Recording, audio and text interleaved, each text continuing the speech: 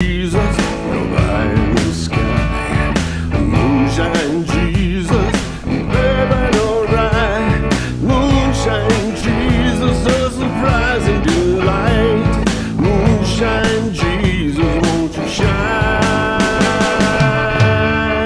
a light?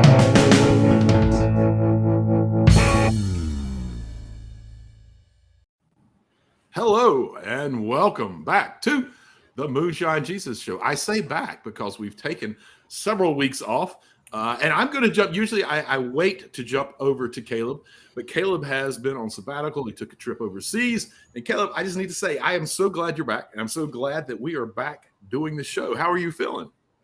I'm feeling great. I really have missed spending time with you, Mark, and doing this show. This is like the highlight of my week, man. I love to do this. I'm glad we're back together. Me too. And let's go ahead and take care of some housekeeping here. We do want to remind you that we are brought to you by progressivechristianity.org, one of the best, if not the best, for all of your progressive Christian needs. Please go check them out, and make sure you check us out on our Facebook page, as well as anywhere you get your podcasts. Make sure that you are scheduled to download us each time a new podcast is loaded up. And then finally, and the most important one, is that this is not and never will be a spoiler-free podcast. We plan on spoiling what we talk about as hard as we can figure out how to do it. Today, it happens to be Gen V, the spinoff from Prime Video's smash hit, The Boys. And we're going to be talking about episodes 1 through 3. But before we get into it, we need to have some drinks to keep us in the right frame of mind for this discussion. I'm curious, Caleb, what direction did you go on with your drink? Okay, so there's a scene in the third episode, I think, where they're at this party and they're talking, and I went with a conversation between Andre, one of the main characters, and his father. And his father was talking about how after Andre's mother died, how he wanted to drown himself in a bottle of Macallan. So I thought I think I'm going to drink scotch. And so I don't have Macallan, but I do have a nice Bowmore here, and that's what I'm drinking. Very nice. Well, from the same scene, Kate, who is underage, talks to one of her friends and says that she used her force powers to make people do what they want so she could get a vodka drink. She specifically said Grey Goose, which is what I have here, is Grey Goose. And I went ahead and made a lime vodka tonic to enjoy during the show. So, in salute to them. Cheers. And to you, sir. Cheers. Yeah, that'll get me through the show just fine. That's fine, man. Yes. Yeah. All right. We're going to take a quick drop, and we'll come back with you on the other side as we geek out about this show. Moonshine Jesus, Moonshine Jesus, Moonshine Jesus, Moonshine Jesus, won't you shine a light?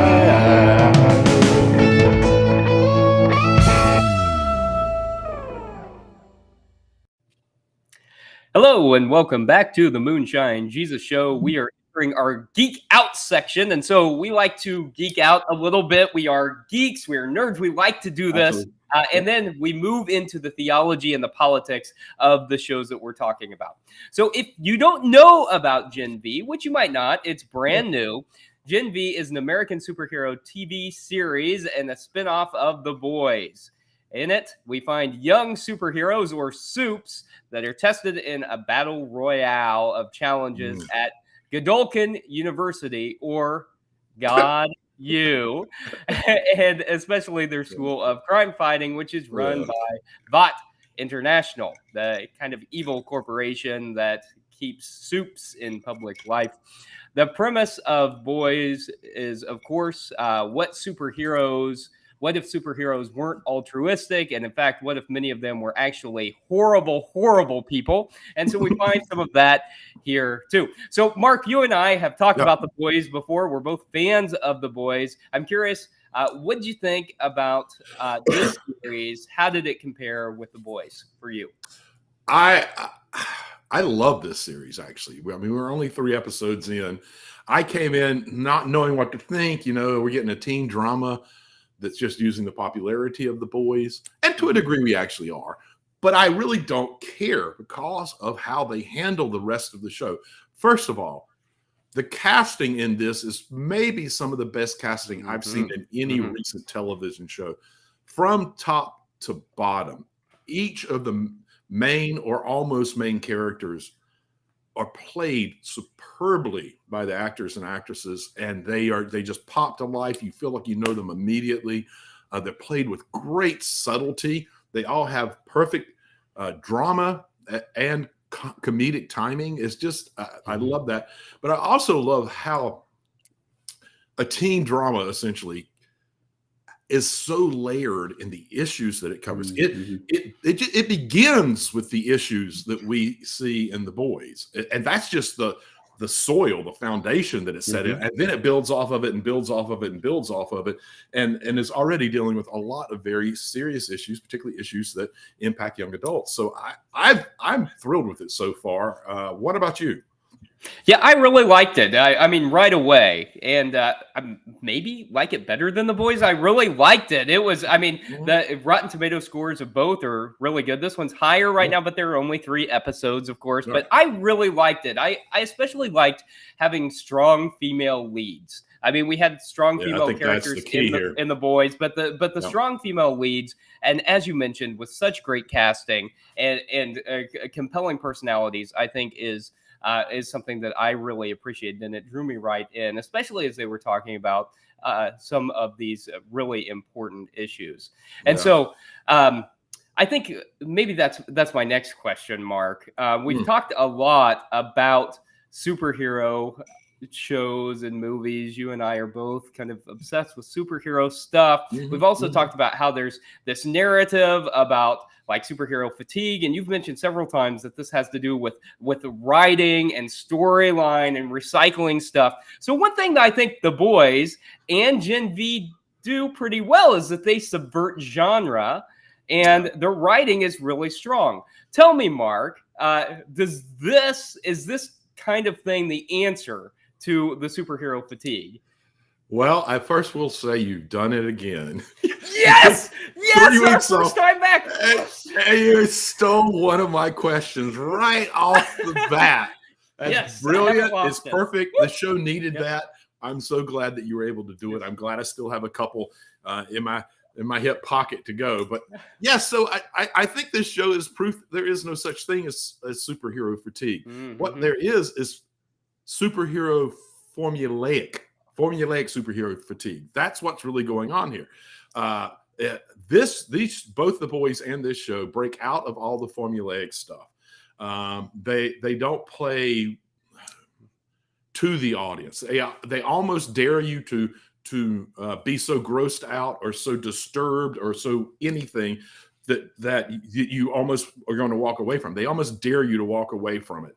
And they deal with real life issues. One of the things I'm seeing over and over again early on, superhero movies, man, one of their brilliant things is one of the things that we love about science fiction and fantasy is that it gets to make commentary on the real world in a way that's a little removed, that makes you feel safe to deal with it.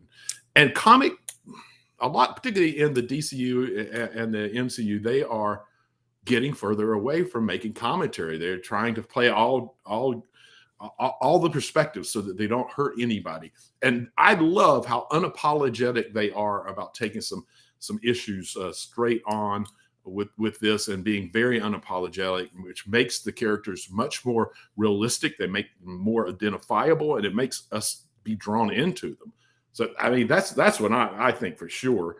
Does that sound like a reasonable take on it? Oh, I absolutely agree. I was sitting there watching the show and think this is proof that if you've got good writing, you've got good casting, you're willing to do something different, you're willing to go beyond what the genre is supposed to be and actually explore what it can be, that actually it's really powerful and engaging media. And so I found myself just super drawn in, and I enjoyed this more than any like superhero movie I've seen from the DCU or the MCU in a long time. And I think that was because they were actually telling a story. Yeah, I've got emotional attachment to Spider-Verse, some maybe. I like them, but I mean this was good. I mean it was That's fair. It was talking about some really important stuff, and I really enjoyed watching it. So, as you said, Mark, they almost dare you to walk away because of some of the ways that they tell these stories, some of the superpowers that these people have, and some of these superpowers are kind of useless. Some of them are kind of gross, like Cricket gets small by puking, by purging, right? And that's how she shrinks. So, Mark, that got me wondering. If you could have any superpower, what might it be? Because these are not traditional superpowers. Were you inspired when you were watching this to have some kind of a very non-traditional kind of superpower? That's interesting. I don't know that it came to mind immediately, but if you'll answer that question, I'll take a moment and think about it. Maybe come up with one. I'm assuming maybe it made you think of that. Let's see. I want the peace superpower. That I'll compel people to peace. How about that? I'll go around. This is a very non-traditional superpower. I'm not going to fly. I don't want super strength. I want to call people to peace and reconciliation. And that's going to be my superpower. I'm going to go and be around them, and whenever I'm around them, it'll drive them towards peace and reconciliation. Well, you like that? That's a very I love it. I think it's great response, isn't it? Absolutely, it is. I think it's perfect, and it's as I was thinking about it, it's very similar to what I would want. I would want the superpower that in people seeing me doing acts of love, that they are inspired to do acts of love, and that they also then get that superpower. So that when they do it, other people are inspired by it. I think that would be my superhero power. I think you've got that superpower. That's like a superpower we all can have. I love that. It's inspiring. Okay, so Mark, there are a lot of strong characters in the show. Which is your favorite? We're only 3 episodes in. Were you drawn to any in particular? Right now, it's Emma Meyer, man. I really like Little Cricket. I think the actress that's doing Lizzie Broadway is absolutely incredible. Has just completely owned the role. I like that she started as looking like it was going to be like a side character that really wasn't all that important. Just kind of was there for the main character to have a sounding board and that kind of stuff. And that she's become very central and very important, and is even learning herself what her powers can be like and the potential in them. So I've loved her story arc so much, a lot already, but I also love the struggle that they've given her. And I love the way that this actress has formed the role. It's absolutely amazing and compelling. How about you? Yeah. So I was also going to say Emma Meyer. I really liked her, but that's okay because I think that there are some other really strong ones, and I think that I like both Jordan Lee. So this is a gender shifting, an Asian gender shifting character, which I'm sure we'll talk more about. And I loved Kate Dunlop, who is the one who can kind of do mind control. And I'm thinking about, I love the way that these people are navigating identity and all, and I think this is strong writing. But I loved the moment where they're at this party, and Marie, who's kind of the main character, right, of the show, how she gets so tired of just being used, and she gets tired of being the expectations of other people, that she just blurts out that she killed her family. And then the scene where Kate talks about how she grabbed her brother's arm and tells just when she's angry with him, when they're both small children, that he ought to go get lost in the woods and never come back, and he does. And that moment, I think, was my favorite moment of the 3 episodes, because just right there was this realization of like how awful it might actually be to have these kinds of powers, Right. and Yeah. how careless we can be as human beings. So I really liked I think Emma Meyer was my favorite, but I also Yeah. liked Kate and Jordan too. I thought they were really strong supporting characters, strong female characters who add just a lot to. I completely agree. I also have a suspicion that we're going to end up feeling similar about Ben. We've only sort of been introduced to Ben, but there's something compelling about his character already, about what he's been through, about his powers, and about what looks like struggle with some mental issues and how they play out in it. I think it's going to be really, really interesting to watch him develop as well. Yeah. Ben or Sam? Sam, the brother. Sorry. Yeah, the Sam. brother. Yeah, the younger brother of the Golden. Yes. Now, Sam has a very interesting idea that I feel like I need to ask you about while we're still in the geeking out section, Mark. And that's that Sam believes wholeheartedly that the best movie ever made was Waterworld. Is he right, Mark? I gotta say, I felt a little called out on that scene. So he's there, Emma's trying to rescue him, and he doesn't believe that Emma's real because he has all these lucid dreams and stuff. And he's like, "You got to prove that you're real."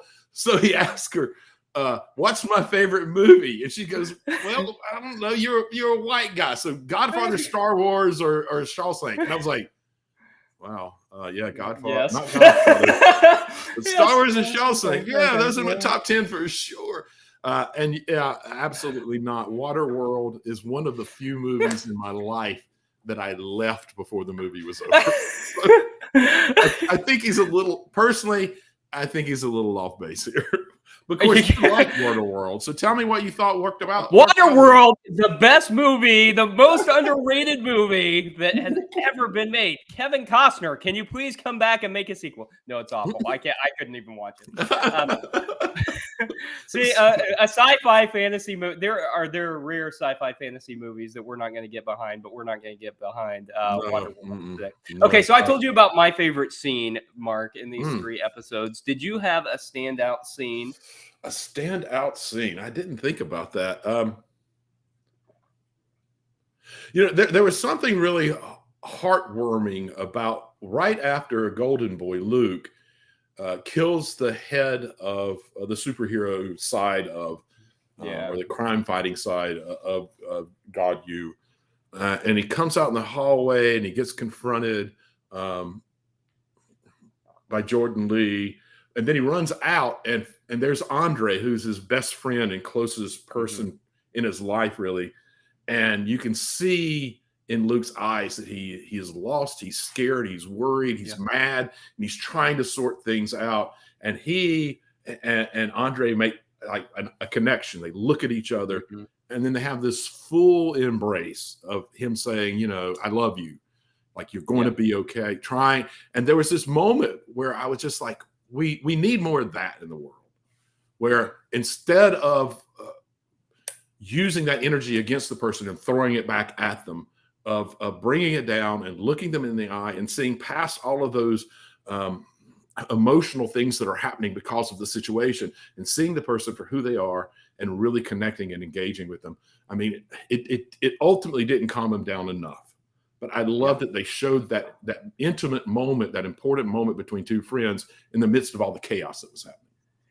There were a lot of scenes kind of where there were I love yous. There were expressions of genuine feeling for one another that kind of surprised me. I mean, I think that's another way that like maybe toxic masculinity and some expectations of patriarchal kind of things are subverted by the show in a way that it's very normalized. I love you, man. Tell Kate I love her too. It's very powerful. There are a lot of other things I want to talk about, but Mark, we've got to transition. We've got to talk about theology and politics, because this is rich with theology and politics too. So why don't we take a quick break and have another drink, come back after this little break and talk about theo-political aspects of the show.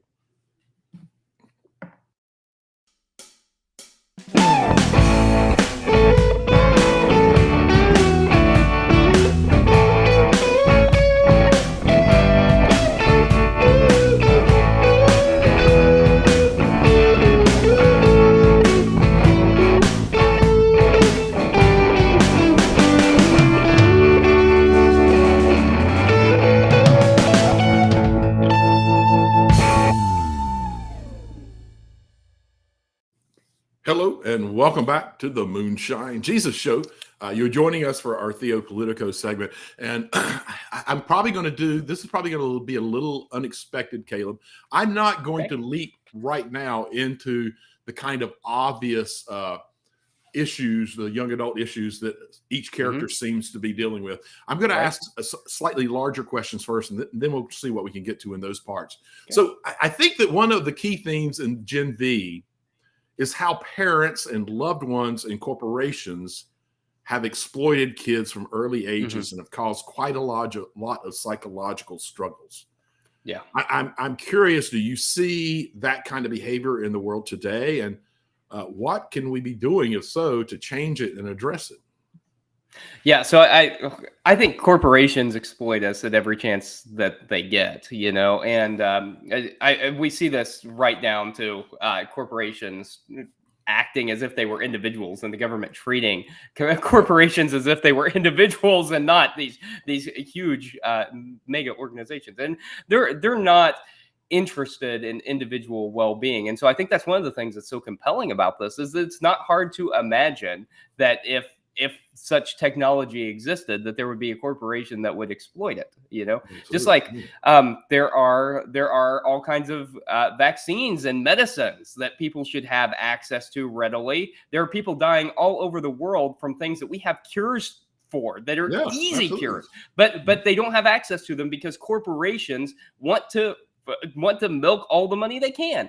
So absolutely, this happens all the time. That part of the show is 100% believable. I think we also find parents who want to exploit their kids too. And I think one of the ways that we see that happening most clearly is through different types of social media at the moment, as we've seen this, you know, over the years through various types of media. But I think we see people who are trying to monetize their kids and live off their kids. And it's not, you know, shooting a drug in their system that may give them unwieldy superpowers, but it is taking their lives out of their hands. It is often without their own consent, broadcasting their life for everybody to see. And so, yeah, absolutely. I think we see examples of this kind of thing happening all the time.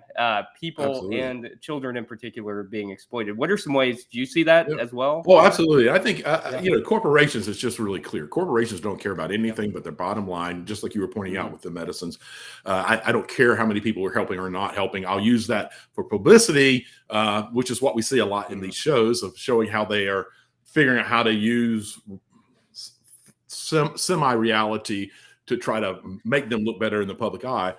So it's not surprising corporations do it, and we do have a lot of work to do to try to prevent them from hurting kids over it. But it's frightening how much it happens with parents, actually. And I think of parents who push their kids into sports, pageant moms, and even folks about grades and their expectations and pushing their kids. I had a friend who committed suicide because of the expectations of his parents and the grades we'd made his first B in college and could not handle it. And so I think that we have a lot of work to do, both in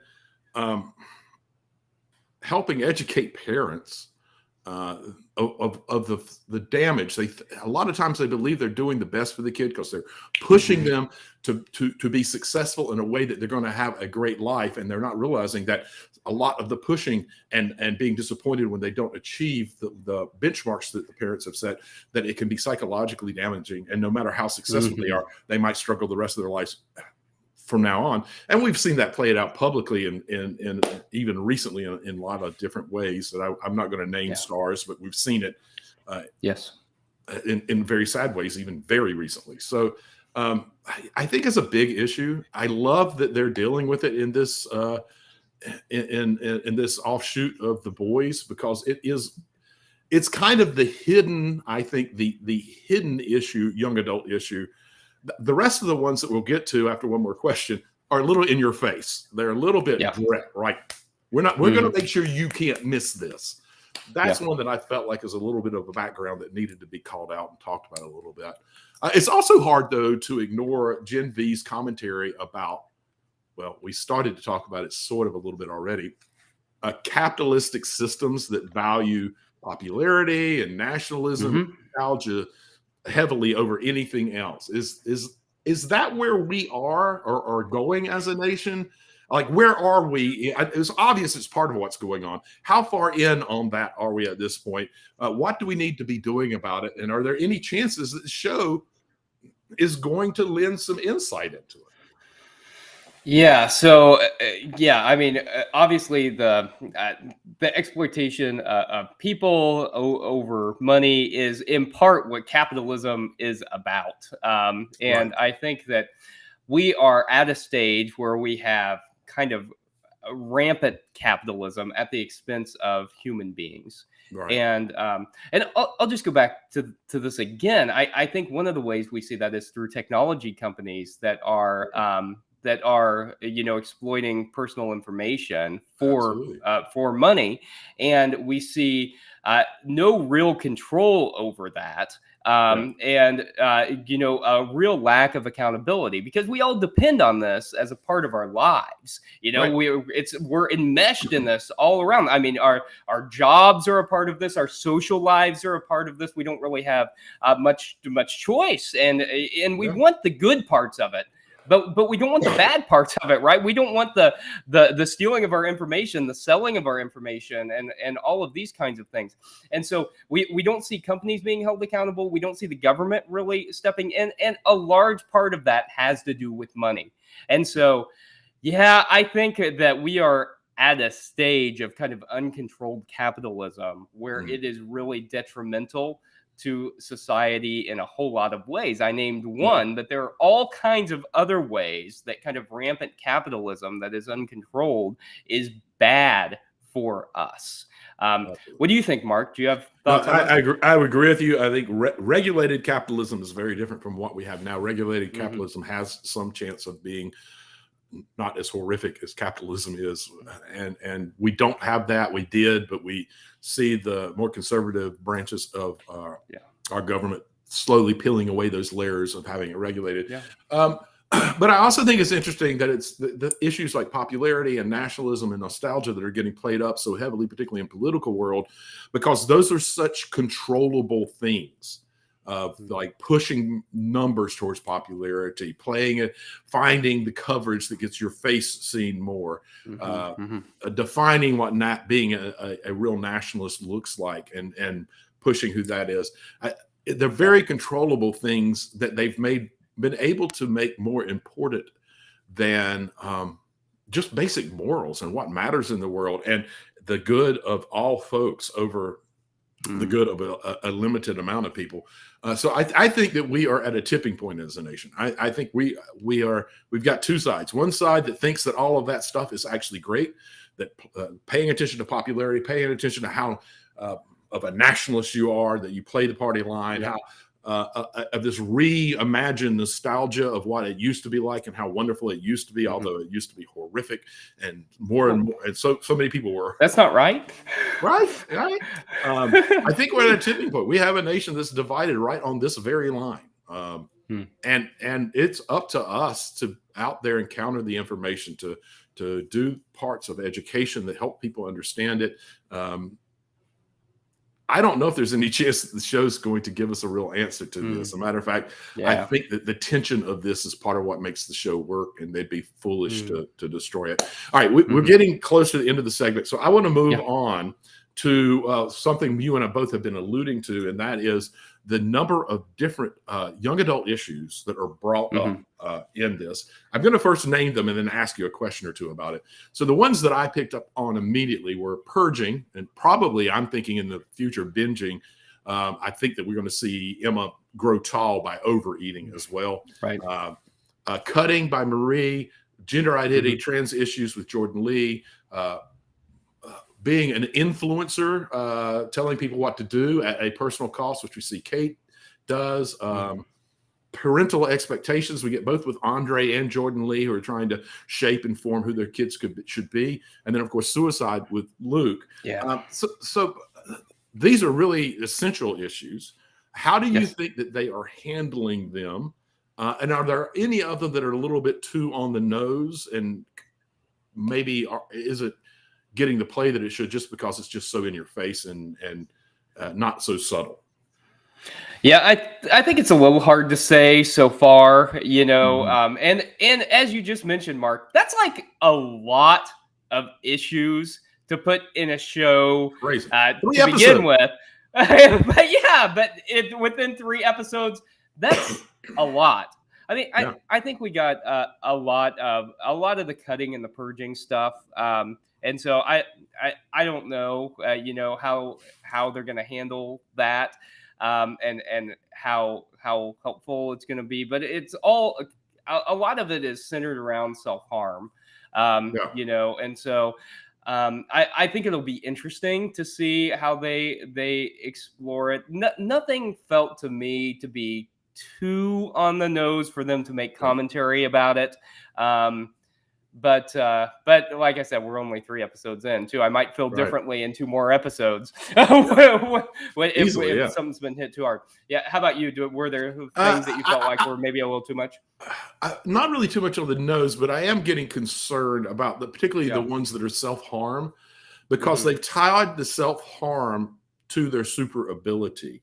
And so I don't know how they're going to show the folks start addressing it in a healthy way, because that's one of the things that would be make this important, is if the folks that are having to do self-harm figure out that they don't want to be doing that and go through the journey of admitting that this is an issue and overcoming it in some form or another. I'm going to be very curious how those are happen to be the ones that are the most on the nose too. Like the moment you see them, you go, "Oh, I see what you're doing here. This is a metaphor for X." The ones that are the most obvious, I'm having a hard time of understanding how they're going to walk us into a healthy conclusion of it, or at least a healthy point where they're managing it in a reasonable way. So I'm a little concerned about that. I love that they're bringing it up. I love that a TV show that's going to be as successful as this one already is dealing with it. I do love the way they're handling the gender identity, particularly with Jordan Lee and his dad, or their dad, and that interchange, and I think that we'll get to see a progression of dad being okay and finally understanding. And so I think it's a balance. It's going to be interesting for me to see how they end up playing each of these issues out, and if they end in a place that's helpful or one that's almost hopeless. Yeah, that's a good point, especially the tying into their superpowers, and if they want to use their superpowers, but it's also tied into some kind of self-harm. Is that something that can be resolved, or is it giving up a power? Yeah, it'll be interesting. Yeah.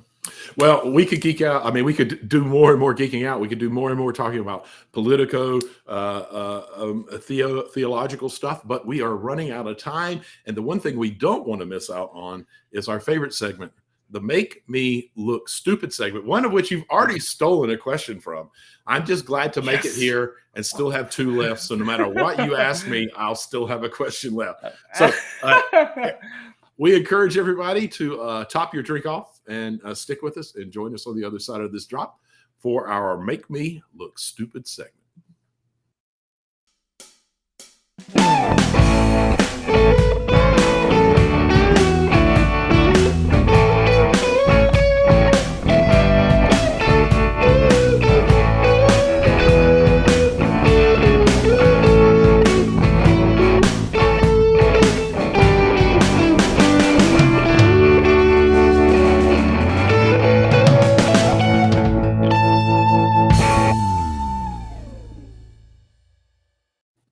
Welcome back to the Moonshine Jesus Show. We are entering our final segment, the Make Me Look Stupid segment. So thank you for hanging around as we attempt to either make our co-hosts look stupid or just ask them something that we have been wondering about.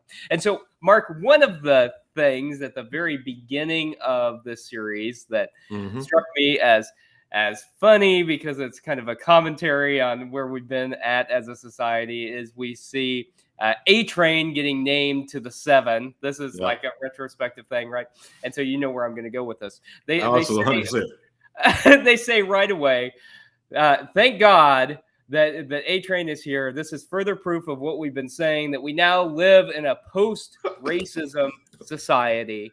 because A Train is now a part. There's one person of color in the 7, and so obviously, Mark, this is ridiculous, right? and it's also something that like has been in our society. We don't live in a post-racism society, right? Yep. But I still hear this even with like Mm. progressive circles where people are like, well, the Trump thing was bad, Right. and all, but generally we've Yeah. kind of overcome racism, and we know that's not true. So how do we combat that narrative? How do we help folks realize that actually no, we're living in a super racist society in all kinds of ways, and all of us have racism within us? Is there a way to combat Well, that narrative? it's the answer I always come back to is education. We've got to be better at getting the facts and the reality out there. The reality of the striation of our economic system and how race plays a very large role in understanding where someone's going to fall in that hierarchy of our economic system. We could name a lot of things where it's really clear that racism is pervasive and is still in existence. And it's mean and cruel to suggest that we're in a post-racism society. If you understand even some of the basic facts of how people of color are still having society step on them and push them to the margins and minimize them in so many ways, it is cruel and mean to even suggest. It also, I mean, in some points, it is maybe an issue of just ignorance. But at this point, there's enough information out there, even just walking around, if you're paying attention, it's almost going to have to be a willful ignorance. And so for me, that the statement alone is just, it's cruel, it's aggressive, it's mean, and further shows that we are not in a post-racist society. Yeah, I think that's a great point. And the fact that the narrative still exists is so problematic. But Mark, I grew up in rural Missouri in a town that when I was a kid was almost 100% all white. And we had the narrative there that it was like a post-racist kind of society, but it wasn't. The town was had been a sundown town and drove all people of color out in the early part of the 20th century. And so like that narrative existed even though it was a super racist place. And I think a lot of times white folks in particular use that narrative to make themselves feel better about their own racism and the ways that white people have benefited from that racism. And so I agree. I think it's both education and exposure, and exposure to recognize that, oh crap, I've got some like embedded racism within me that that I need to come to terms with. We all have to recognize, particularly, I mean, white folks just have to understand that they grew up in a world where you were blinded to your racism, and that one of the ways we heal the world, and not us white people, just all people in general, we get towards it, is by helping folks who did grow up blinded to it to begin to recognize their internalized racism and to begin doing the work to get through it as much as they can, and trying to act in a world where you recognize where your actions are living out of that internal racism and trying to change that behavior. And there's nothing wrong with like saying, I've come a long way and I still have things to learn. And 100%. And I thought I was further along than I am. And that's okay. Or, man, I screwed that up because I didn't know as much then as I know after screwing it up.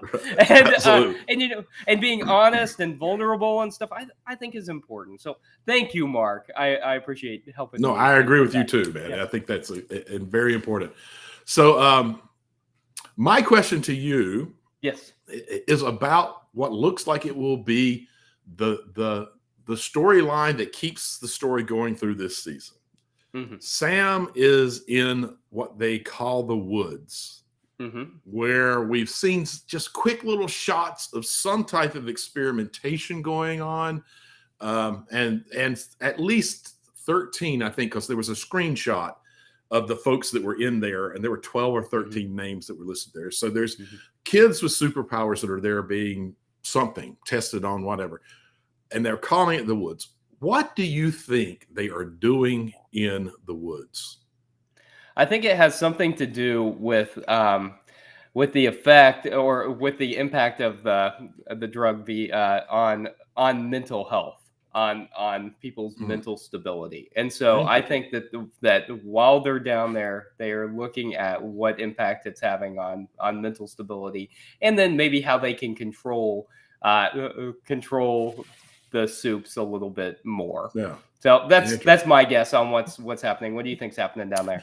I think that they are trying to perfect V24 or Temp V, which we see in The Boys, where it gives regular humans superpowers.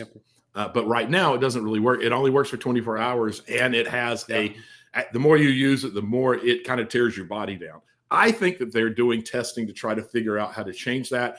2 reasons: they can make a lot of money off it if they do perfect it. And 2, if we can create our own superheroes, we don't have to worry about the soups taking over. That we can combat them with armies of soups if we have to. So I'm not planting my flag in that one yet, but I think that might be the direction it's going in there. So we'll have to come back and revisit this and see how we did at predicting it. Absolutely. That ought to be fun. It's always fun. I think there's 8 episodes this season, so we can come back after the 8th episode. Yes, and you're really good, Mark, at making us make predictions to see if any wild guesses come true. Happen to land. Yeah, that's right. And sometimes they do, sometimes they do not. Absolutely. Absolutely. But we're not going to be ready to revisit this next week. No. So do you have any ideas for what we might talk about next week? I do. I'm so excited about this one, actually. So I feel like when we go back to the MCU, there's so much that's being set up. This is my take. There's so much that's being set up and is hinging on the storyline in the original Loki season 1. And we are in just a couple of days from now, we're getting the drop of the first episode of Loki season 2. I feel like it would be fun, just like you just talked about, to watch the first one and try to process it, but also start saying, okay, what are they going to do with season 2? Where are we going to go with this? I love it. Okay, Loki next week. Yeah, absolutely. I'm excited about this. I've been waiting for Loki to drop. I can't wait to watch it and to talk about it with you next week. Okay, absolutely. Next week, everybody watch the first episode of Loki on Disney Plus. That ought to be easy. Just 1 episode, so we won't have to spoil it for you. Thanks for joining us today, and we'll see you next time on the Moonshine Jesus Show. Moonshine